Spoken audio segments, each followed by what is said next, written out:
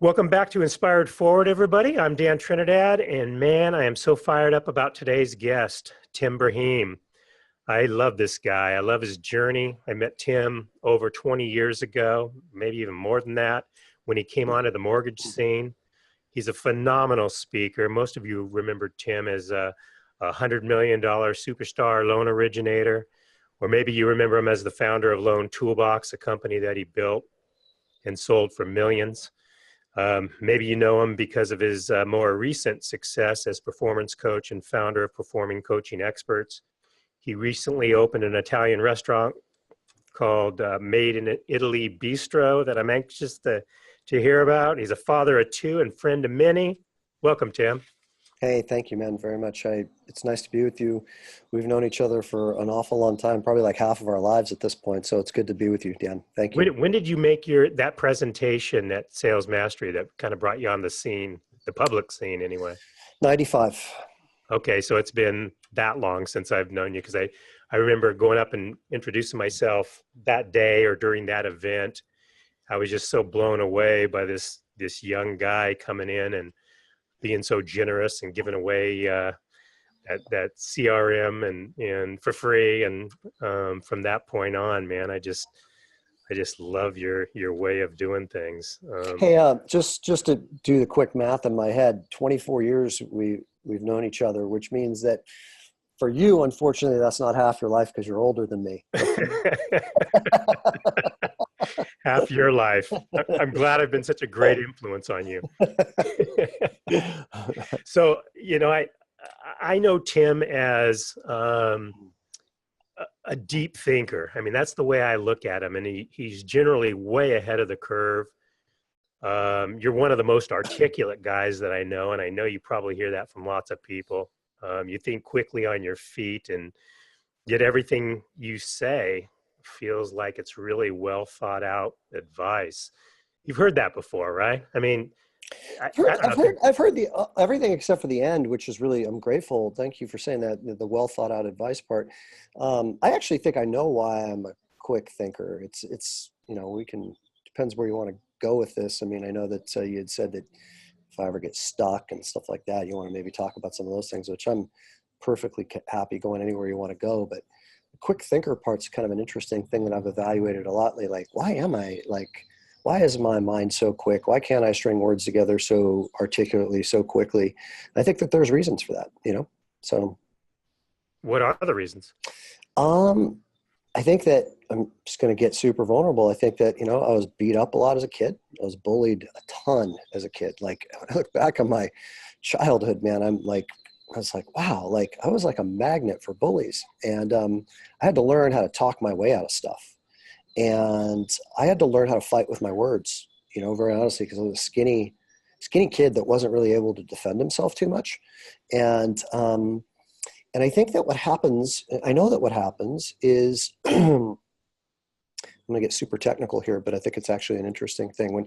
When people are in their head and in what's called high beta brainwave state. Okay. So when the brain waves are in high beta, it means that you are in a mode of self-preservation and self-protectiveness. Okay. So when your brain waves are vibrating at a very high level, you're scanning the landscape for danger all the time. Okay. So when I was a kid, again, it's a dangerous environment for me most of the time.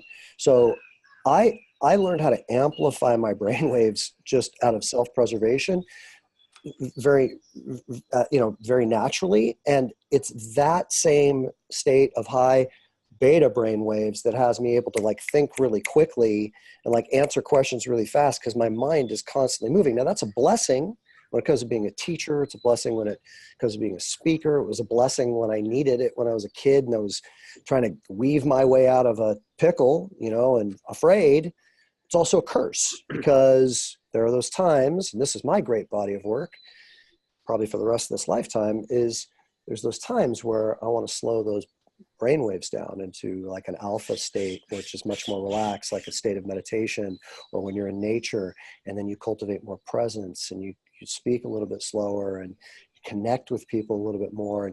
And that's something I've been working on, Dan, for about a decade now. And I can honestly say I've made a ton of improvement in that area. but it will always be my body of work. So there's, I guess the message that I want to send in saying that is that be careful to everybody. Like when you see a quality in a human being that is like their strength and you're like, wow, I wish I possessed that quality. Know that there's always a shadow side to that quality, right? There's the Sure. positive and then there's the stuff that you got to work on to balance that out, because life's really about balance. No, I get it. I mean, from the moment I've met you, though, you've really come across as someone who's calm. So, you're doing a great job at masking your mind going all over the place. Because I mean, I remember lots of conversations we've had over the years, and I always walk away just really blown away with, man, just your insight and some of the things you were working on. It was really cool to see you so successful in the mortgage business, yet that wasn't enough for you. And I think the challenges of what you needed as a successful loan originator got you motivated to build Loan Toolbox. And then you were kind of done with that part of your journey. And I think one of the coolest things, and something that I always wanted to do but never had either the strength or create the opportunity for me, is to go on I think you went on a 2-year sabbatical. 1 year. um, 1 year. one Yeah. to was the original plan 2? I think so, maybe. No, the original plan was 1, but it turned into actually like 5, right? I mean, I went to Italy with my family for a year, and the intent was to come back and work. And then I ended up deciding when I was there that I wasn't going to come back and work, that I was going to come back and remain retired. And that turned into about a 5-year retirement. And I went back to school. But I was in Italy for a year and then back in the States for 4, before I started my coaching company. And in between, in that 4-year stretch, I went through a divorce, and then I went back to school, got my master's degree, and then started my coaching practice. Your degree was in spiritual psychology? Correct. Yeah. Yeah. Master's in spiritual psychology. Yeah. Wow. So what was the experience like going from 100 miles an hour, being a loan officer and a husband and a father and building Loan Toolbox, to boom, now you're in Italy, Mm. really designing a new life? What was that like? It didn't suck. I can tell you that. I mean, for somebody who likes food and red wine and history, and it was really beautiful. It was an incredibly beautiful year. It was a little bit difficult to slow down, I suppose, at the beginning. If I think back, like I remember those first like 6 weeks or so, my nervous system was still pretty amped up and used to the old lifestyle. But then I found a groove, and really just had a magical and beautiful year, and often think about doing it again sometime, like picking another place in the world, or maybe not, maybe just Italy again, and going and living there for another year. I mean, it changed my life. I mean, I have deep roots in Italy now.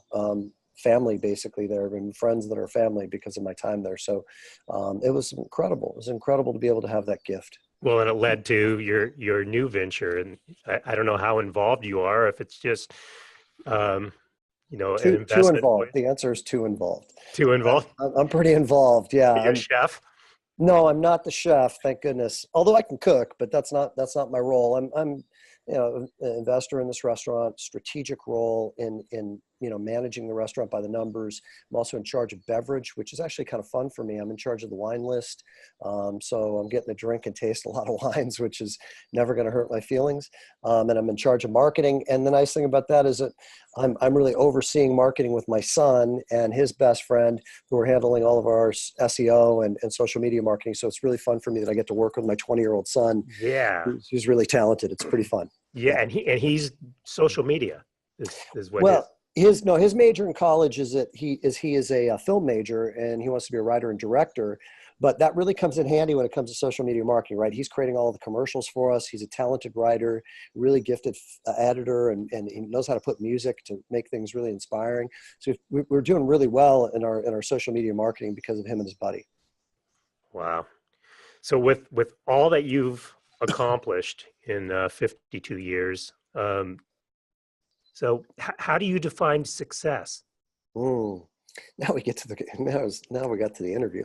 This is the real meat. I suppose that's changing all the time, right? I mean, I don't profess to have the same definition of success 2 years from now that I have now, just as maybe it's a little bit different now than it was 2 years ago. But as I sit right now, for me, success is, wow. So I just got this like little download, and it's to be my own best friend. I think. Wow. I think that's probably the most important thing is to have radical self-acceptance, radical self-love.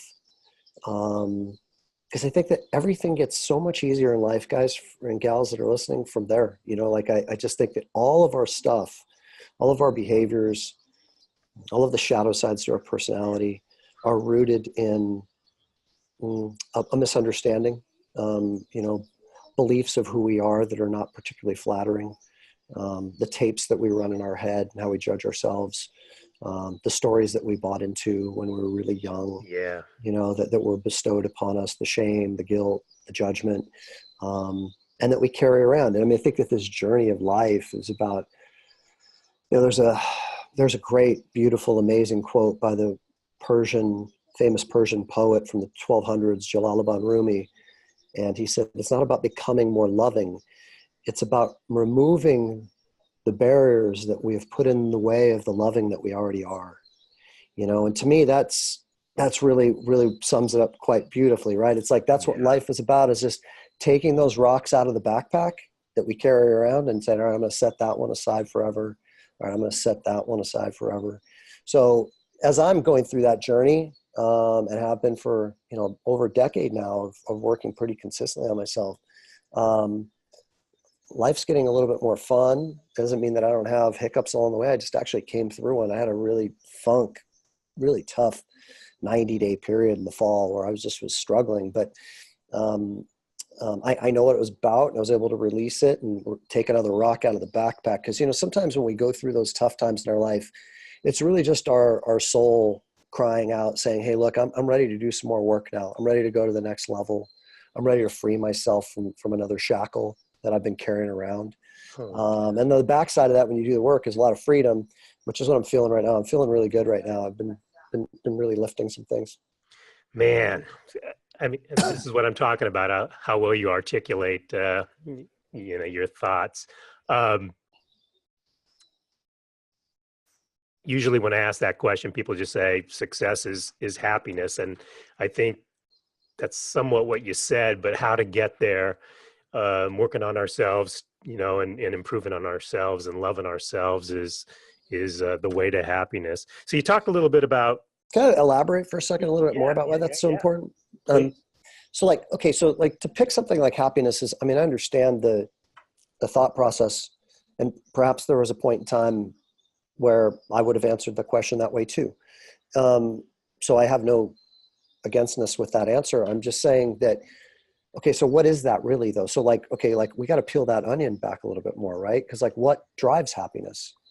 Okay, so one word that comes to mind that really I think is a critical word for everybody to embrace in their consciousness is contentment, right?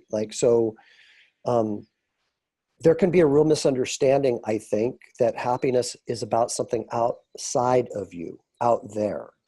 So you talk about me going to Italy. Yeah, I had a great year. It was incredible.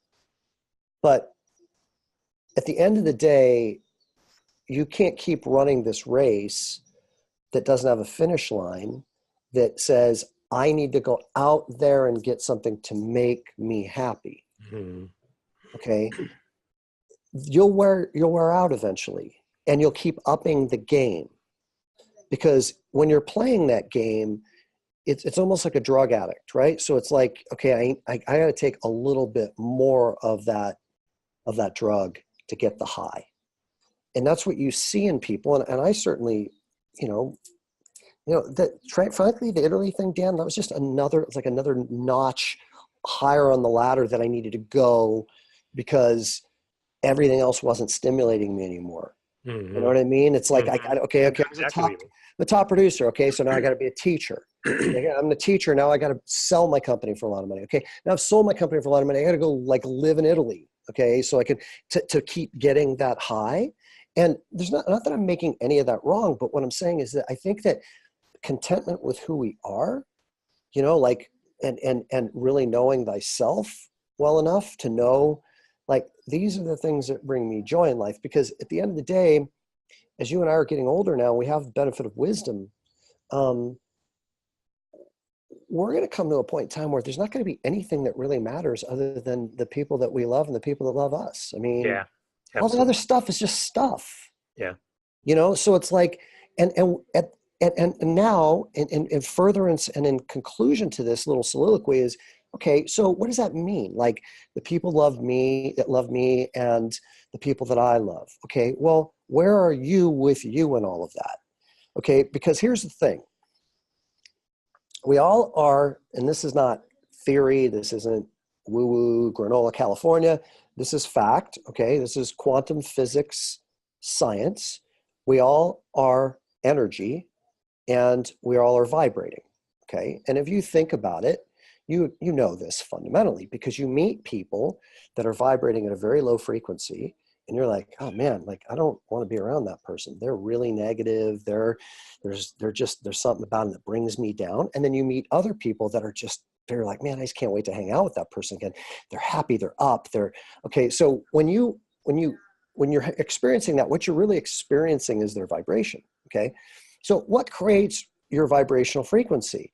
Well, what creates your vibrational frequency is what's happening inside of you, your relationship with yourself, your thoughts, your beliefs, how you're holding your experiences is what has you vibrating either high or low. Now, in conclusion, I think you would agree, I think it kind of makes common sense that if you're vibrating high, then you're going to be drawing in other people to your life that match your frequency. And if you're Right. vibrating low, you're going to be hanging out with a lot of other people that are victims and complaining. So that's why it always goes back to the relationship with yourself. Or as one of my coaches once told me, he said, the only relationship that you're ever really having is the one with yourself. And then Wow. everything else is just a match to that. So the deeper the love that you have for yourself, the higher you vibrate, the more you're putting that out in the world, the more you're attracting people into your world that vibrate at that same frequency, the happier life is. The lower you're vibrating, the more that you're experiencing all kinds of discontent, discomfort, bad luck, blah, blah, blah. But it's not really bad luck. It's just, that's what you're drawing in, because your relationship with yourself isn't really strong. I don't know does that make sense? Do you Oh, it need? makes total sense to me. And man, you add such value. So I think I mentioned to you before we got on that I'm. It seems like I'm in lots of conversations lately with people, generally men, but men and women over the age of 40 that are really stuck. So I mean, it's whether they've gone through a divorce, whether they're not making the kind of money they're making, or that they thought they'd make, out of shape, not really connected with, um, the things that bring passion from them. And I think you just identified really that they're just not in relationship with themselves. How would you recommend the first few things they do to get into relationship with themselves? Great question. And you tie that together so beautifully. Like, it's like, so you get to that age where you've continually upped the ante in the game, right? Like, you've made the stakes of the game higher and higher. And then kind of the soul starts to speak and stir inside of you and go, you know what? Why am I not happy? Like, what's going on here? Like, when you're in your 20s, it's like you're into achievement mode, right? And you're operating under the illusion that you need all that stuff to be happy, and you haven't learned enough yet. And then you achieve and you conquer and you get all your stuff. And then you're like, yeah, I got 3 beautiful kids. I've got a nice house. I went to Hawaii this year. I got a cool car, but I'm not any happier. In fact, in some cases, people are even less happy. Right. And that's kind of a part of the process, though, because that's when the soul stirs inside of the human being and says, okay, it's time for me to wake up to what's real here. Okay. And when that happens, for anybody that's listening and you feel like you're going through that, yeah, let's talk about that. And I'll share some things with you specifically that I'm doing right now that I mean, like I said, I had a rough stretch there. I came back from my Costa Rica retreat this past November, which was an amazing retreat. Like, it was spectacular. And the group of 9 people that we have are just so incredible. And to spend 8 days with them was a gift, and in such an extraordinary place. And yet I came home and I'm like, I'm really not that happy, if I'm being honest with myself. It's like, what? Like, again? Like, wait a minute, what's going on here? And then I realized, yeah, I fell back asleep. I'm still going outside of myself, trying to find my happiness outside of me. And, in the Wow. last 75, 80 days, I've been just really diving in deep on the relationship with me. So here's some of the things that I've been doing. Um, Number one for me, and these things, just some things resonate for some people and not for others. It's super healthy for me to be in nature. Like, that's the very first thing. Nature nurtures. The nervous system in our body slows down when we're in nature. Um, for most people, for me, it's the ocean. Like, so I've been getting out and surfing a little bit more, and it really, just being out on a board, a couple hours a week, really kind of settles me and reminds me of, gosh, look at how beautiful all of this is. Starts to put into perspective how big the world is and how beautiful it is, and how really insignificant I am in all of this. I'm just a component. I'm a chess piece in this whole thing. And oh my God, when you can move into awe and wonder of, like, holy cow, like, look at how amazing this is that I get to experience and be a part of, that starts to shift. The second thing is gratitude. Okay. So you've heard a lot about it. There's a lot of studies on it. I'll deepen it a little bit for those who haven't. Okay. There are certain chemicals that get released into our body from our brain. Okay. And those chemicals have a very significant impact on our experience of life. So, sticking with the nature thing for a minute, when we're in high stress mode, when you're at the office and you got 22 things going on, and your phone's ringing and people need you and you've got emails, your brain secretes a chemical that you've all heard of before called serotonin. Okay. And that's the fight or flight chemical that allows for us to survive. Okay. That's what Cro-Magnon man had secreted in his brain or her brain massively when there were dinosaurs running the earth, right? Like, it makes you awake. Okay. And it allows you to scan your landscape for danger. Okay. When you're in nature and things slow down, the serotonin levels drop. Okay.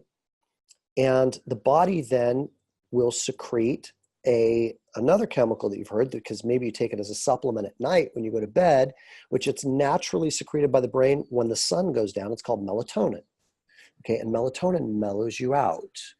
Okay. It slows you down. So when we're in nature, serotonin levels drop, melatonin levels increase.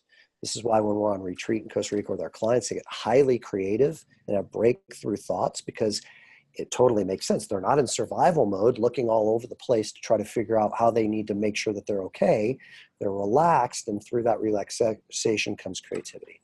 Now, with gratitude, okay, there are 2 chemicals that get released in the brain when you experience gratitude.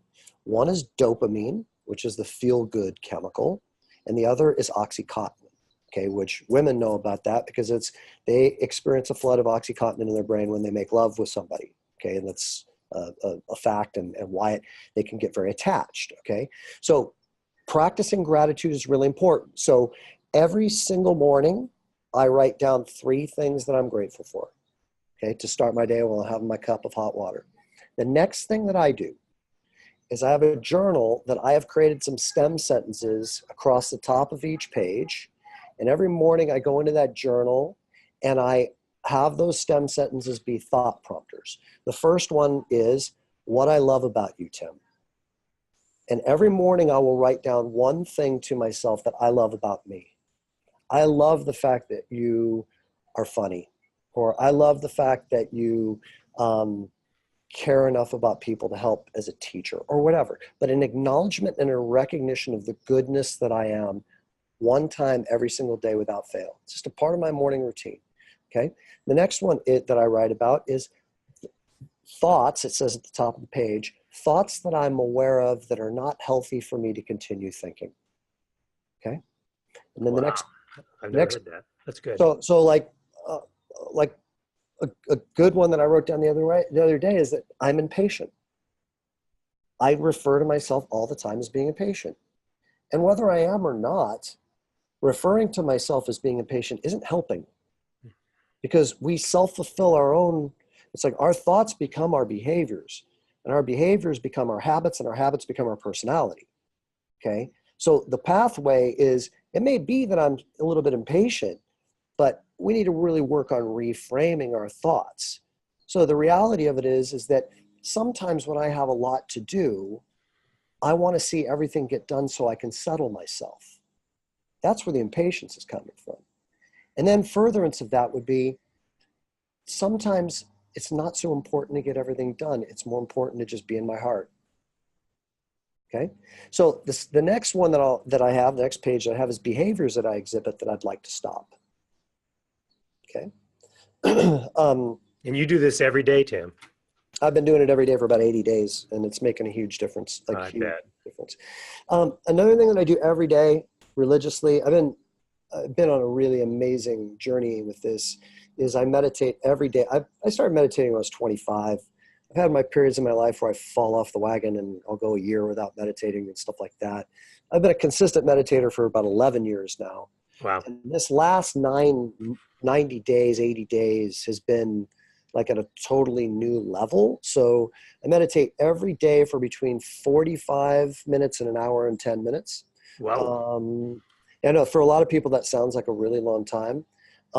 I notice such a massive difference if I were to miss a day, which I actually haven't missed a day in, like I said, almost 90 days. The word meditate, first of all, just to talk about this for a second, because I think it's super important. People, like I facilitate meditations. I do guided meditations for my clients. The word meditate, translated, is to know thyself. Okay. So all meditation is taking the time to observe your mind in action. It's not to try to get the mind to stop. It's about becoming familiar with the thoughts that run through your consciousness all day long and are driving your energy, driving the chemicals that are being released in your body, driving your subsequent responses and then behaviors, and getting some distance and some freedom from those thoughts and seeing the illusion that exists within our thoughts. I'm a big... So it's observing your thoughts. Mhm. I meditate as well. The longest I go is maybe 20 minutes, but generally 10 to 15. And for me, It's fantastic. I've been doing it for a little over a year, and I definitely notice if I miss a day. And it took about 3-4 months to really get it. And you're opening a definitely new picture for me. I just focus on my breathing, and then I'm aware when all of a sudden I'm thinking about some meeting that I've got or some conversation that I had. So I'm learning to just acknowledge that Mm-hmm. and then focus back on my breathing, Perfect. and give me some guidance from there. No, that's absolutely perfect. That's mindfulness, what you're talking about. That's the practice of mindfulness, which is a form of meditation that I did for up until about 3 months ago. Had done for like the last 5 years. So mindfulness is a meditative practice where you focus on the rising and falling of your belly, or the inhalation and the exhalation through your nostrils, and you just stay focused on that. Okay. And then when a thought comes up, what I love that you said, Dan, is that you recognize the thought and then you come back to your breath. Right now, here's the trap. And this is why I said, people think that it's about trying to get your mind to stop. So the minute that you say, if you don't just acknowledge the thought, oh, that was a thought. I'm worried about whether or not I'm going to get everything done today. Or, I'm wondering what I'm going to eat for breakfast. Or, just had a fantasy about, that guy or that girl that I saw walk by at lunch yesterday, or whatever the thought is, because there's thousands of them. Okay. The minute that you try to stop thinking, you're thinking. Try that on for size for a second. Think about what I just said.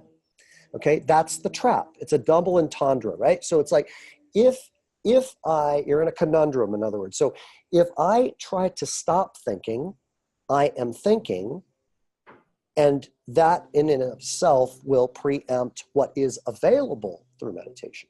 So Hmm. thought comes through. The minute that you become aware that you're thinking, because sometimes they'll think about it for, this morning I meditated for 50 minutes and there were many thoughts that came through. And there were times where, I ended up like following the thought and going down a little rabbit hole in the thought, right? And then realized, oh, I'm thinking, and I come back. Okay. I come back to my anchor point. And it's that acknowledgement of the thought of like, oh, so I'll give you an example. I did a 4-day silent retreat a couple of years ago with one of my clients out in Joshua Tree. 16 hours a day of meditation. One of the great experiences I've ever had. I'd love to do another one and for longer. It was incredible. And what was incredible about it is that when you meditate for that many days in a row for that long of a period of time, it's tough. And then after about 3 days, you start to see the illusion. So I experienced what I would call true separation from the thinking mind. I became the observer or the witnessing presence of my thoughts and was not my thoughts. I got separation from them, which is freedom. Wow. Because we're all shackled in our daily lives by believing everything that we think. Okay. And I'm here to tell you, you don't have to believe everything that you think. In fact, most of the stuff we think isn't even healthy or worth it for us to believe. So that's what the practice of meditation, to know thyself, is to observe our thoughts. Oh, wow, that's another thought. Wow, I see how, wow, I keep having thoughts that are in my trail. They go back to the same source. Okay, now we can start to become very familiar with what's driving our decisions and our personality, etc. Let me ask you, check in with you before I give them a couple more things that I'm doing right now that are really helpful to me. Does that help you when you hear that, or? Oh, absolutely. Man, um, do you meditate first thing when you wake up, or do you do it a little bit later in the morning? Great question. Great question. So I'm in the process of trying to recalibrate my morning routine a little bit because ideally, this I know is going to sound crazy to a lot of people, but there's a reason that Catholic priests wake up at 4 a.m. and pray. There's a reason that the yogis that live in the Himalayas and caves and meditate all day long, start their day at 4 a.m. Okay. And it's because the pineal gland, okay, which is kind of the gateway to your God consciousness, your connection to source. Okay. The pineal gland in your brain, okay, is at its peak level between 4 and 6 a.m. Okay, that's when it's most easily stimulated. And the ancient yogis and the priests from back 2,000 years ago, they all figured this out on their own. Like science, like recently realized this when they study it. Okay, so I'd like to start my day bright and early, maybe 5 a.m. Doing my meditation first. The answer to your question is that's actually the last thing that I do. So like today, I meditated from 9 to 9:50. Usually it's somewhere around 8 o'clock, 8:30, 9 o'clock that I meditate. I do my yoga in the morning. I do I eat my breakfast, I do my journaling, and then I do my meditation. But I got to tell you, I don't think that serves me because I'm doing brain stimulating activities. Now, yoga is not too much, but journaling is, and then I end up, I fall prey to checking Instagram, and I'll look at Facebook, and I'll read the sports page. Then I go meditate. I think ideally you're meditating first thing. Yeah. That's what all the wise people do. I don't claim to be one of them, so I'd rather learn from them, and I've read plenty about the importance of trying to do it at that time of the day. I Oh, mean, I woke up last week and meditated at like 4:30 in the morning, and it was a great meditation. So my mind just, I've noticed the difference. I've been getting up now for, I don't know, 6 months at 4 a.m. and wow, it's amazing. and then I go right into meditation. And for a while there, I was struggling with staying awake.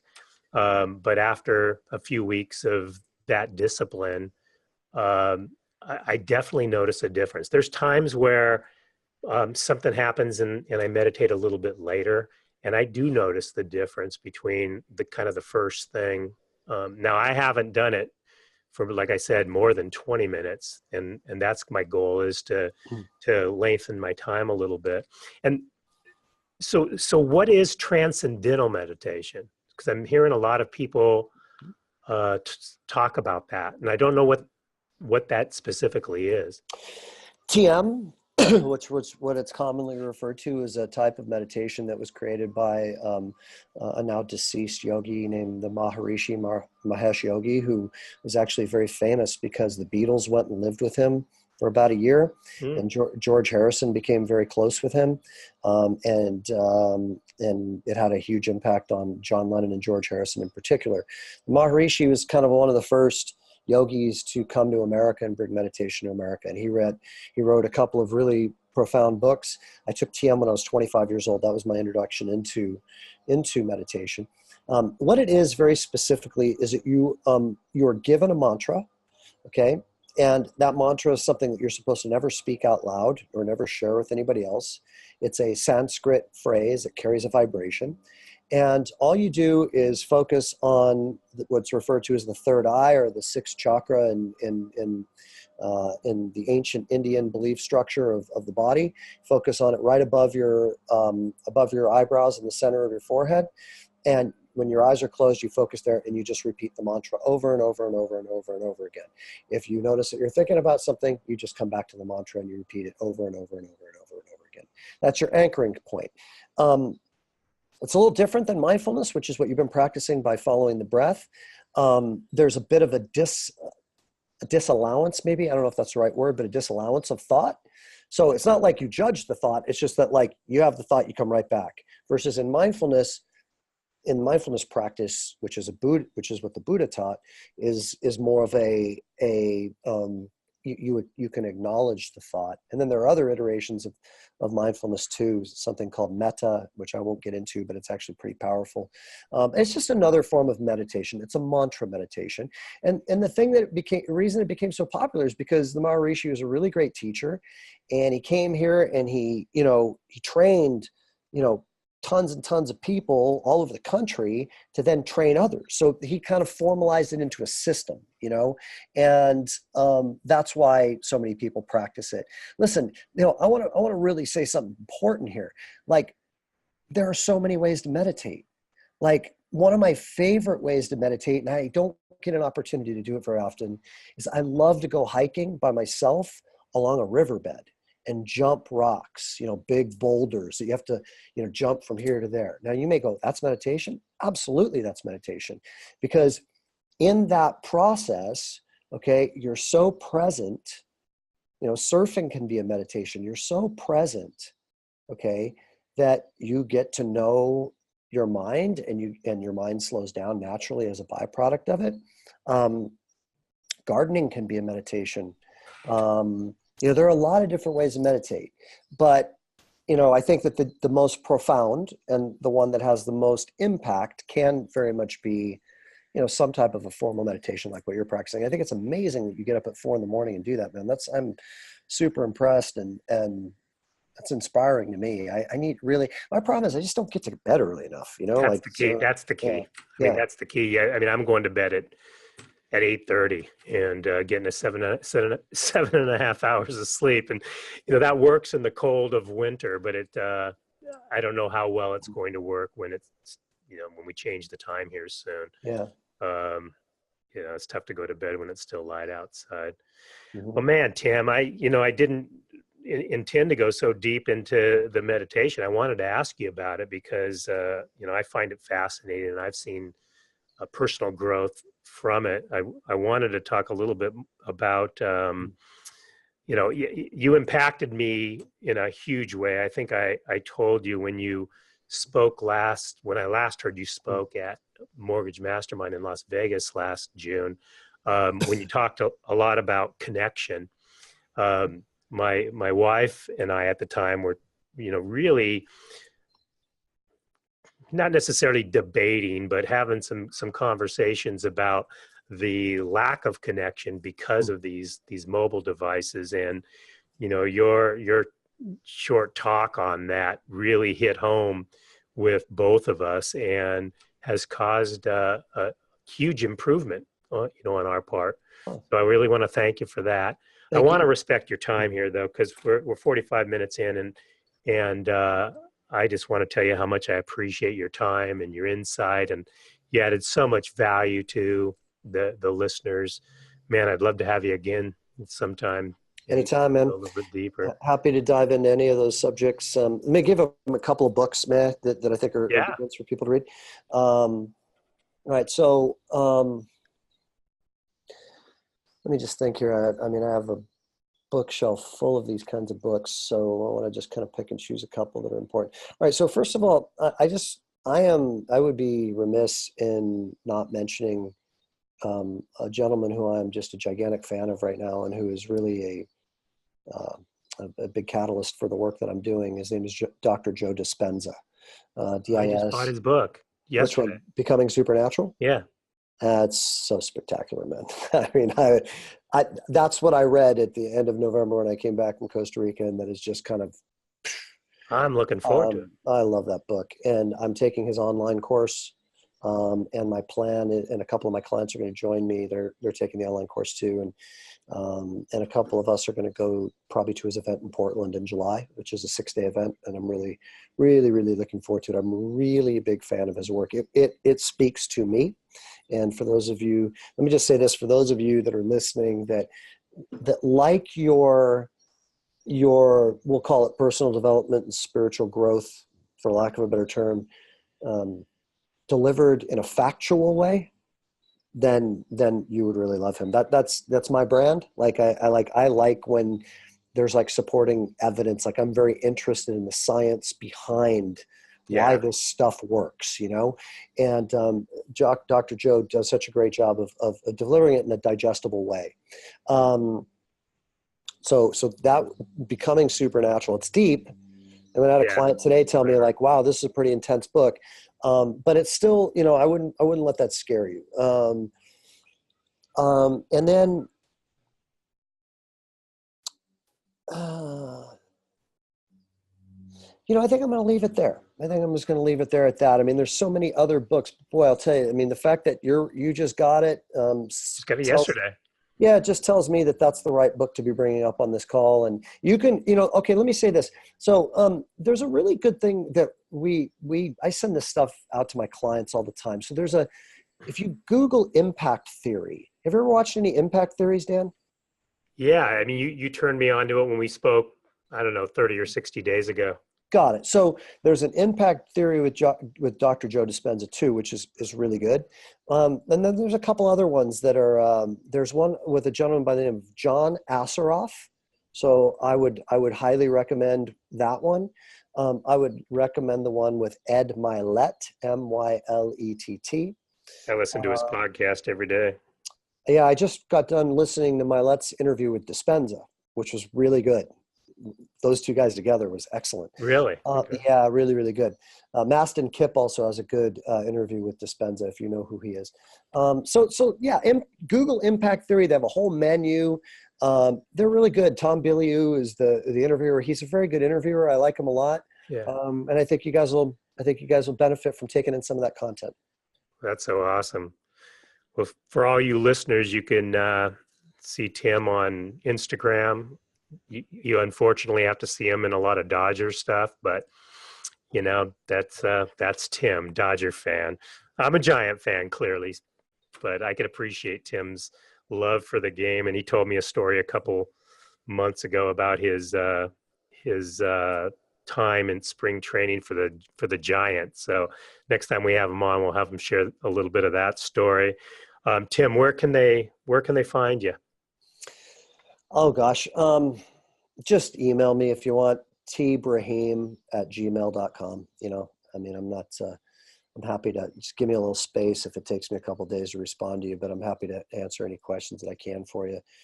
I may hit you back with a voice memo instead of a type thing because I can talk a lot faster than I can type, but I'm here to help. And I really am grateful that you had me on. And Dan, for sure, like, listen, I turned Savage on to Becoming Supernatural. He went like out of his mind. I mean, he's got his whole family reading it.